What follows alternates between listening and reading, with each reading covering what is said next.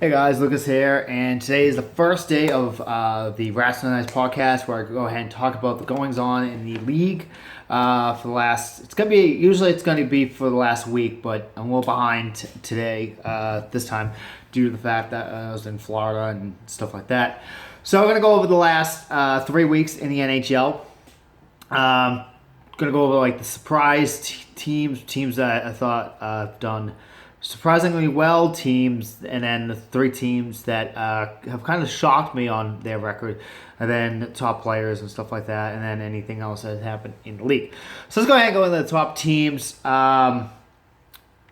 Surprising, honestly, Montreal yet again. They're starting off really hot, 7-0-1. Montoya played really well for them before Price was out with his illness, and then Price comes back in, and boom, they continue their winning ways. 7-0-1 in their first 8 games. Remember, though, last year they started off 9-0, and then Price went down, and it just went downhill from there. I think if Price can stay healthy for the rest of the season, I think Montreal can maintain a reasonable winning record. I do possibly see them staying in at least the top 30 in the league for that. Another surprising team that has been interesting so far, Minnesota. They're doing quite well at 5-2-1 through their first 8 games. And then Edmonton definitely at 7-1 to start the season. First time since the 80s that they have started the season off that well. Finally, things seem to be clicking in Edmonton. How long this lasts, though, for the Oilers is remain to be seen. McDavid is doing well, going to the players that are doing well a little bit later. Now, teams that have been a little shocking on their record, definitely have to say Nashville at 2-4-1. I really thought with Subban in the acquisition of Subban, I thought they would have been a little bit better. Maybe it's just they have not gelled yet. But a 2-4-1 record, definitely a little bit of a shock for the Nashville Predators. And that's pretty much it in the West. In the Eastern Conference, definitely a team that has been a little dismal. Florida at 3-1-1. I thought we would have been a little bit better than that record. But alas, we're not. Islanders starting off rough at 3-5. Now, after making it to the second round of the playoffs, they're struggling through the gate as well. Now, top offensive players, definitely McDavid is really coming into his own. 12 points on the season. He has a total of 5 goals with 7 assists to start the season. Really well for him. Austin Matthews, 6 goals, leads is tied in the NHL league with Panik, Lane, and Koron.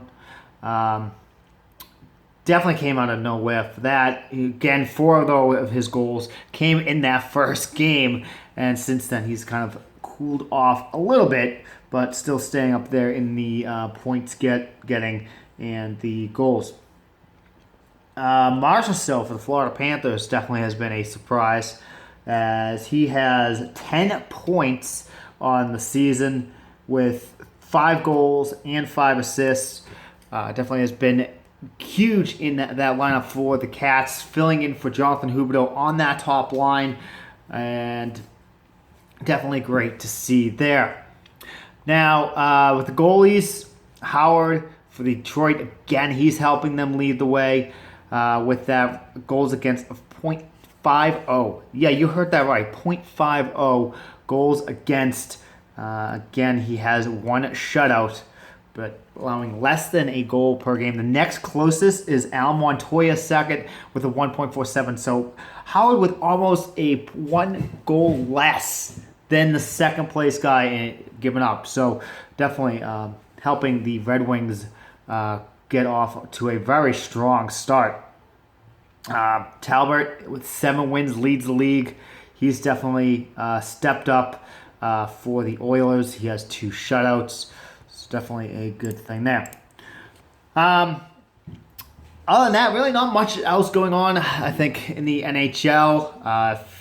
I missed anything, guys, let me know down below, and I can talk about it in my next video. Next week will be a little bit better structured. Again, I will have more to talk about.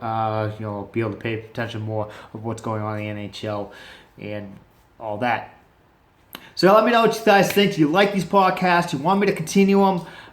What more can I add to these weekly podcasts, talk about and stuff like that? Let me down below. As always, like, comment, share, and the big one, hit that subscribe button. Hoping to hit 1,000 subscribers by the end of the season. I'm currently at like 583, so let's go ahead and get me up to 1,000. Thanks, guys, for watching.